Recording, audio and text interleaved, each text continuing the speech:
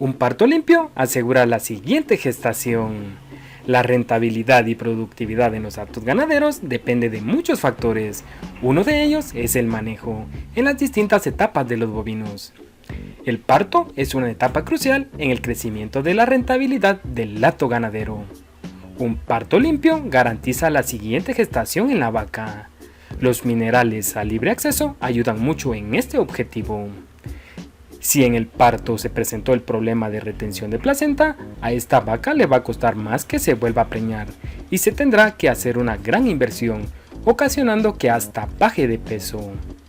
Dependiendo del sistema de producción, un elemento determinante es la limpieza del parto en actos lecheros. Cuando no se da la importancia a este tema, la vaca no producirá la leche esperada en la etapa de lactancia.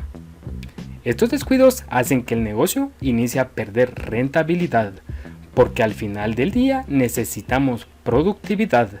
Para que una finca sea productiva hay dos caminos: reproducción y mejoramiento genético, pero además está el manejo que brindamos a los animales. Hay que invertir en los animales desde que nacen hasta que llegan a su parto, porque es el momento donde pagan la inversión. A partir del segundo parto, las vacas inician a generar ganancias para el ganadero.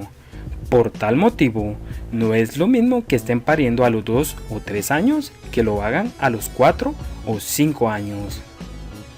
Los partos limpios ayudan con los objetivos de los negocios ganaderos.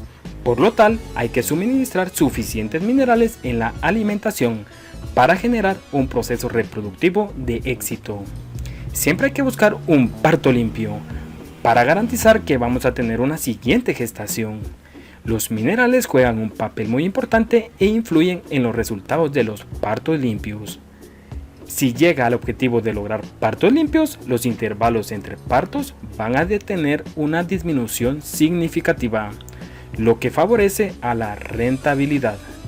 Por el contrario, si hay problemas en los partos, se incrementan los números de días abiertos e intervalos entre partos. Estos números también son gastos, pues se necesita dinero para que la vaca se vuelva a preñar. Además, la producción de leche será menor. Por tal motivo, hay que tener un excelente manejo para lograr partos limpios. Todo inicia desde la selección de la raza, que esté adaptada al medio en que está la explotación ganadera. Esto ayudará a reducir problemas de partos.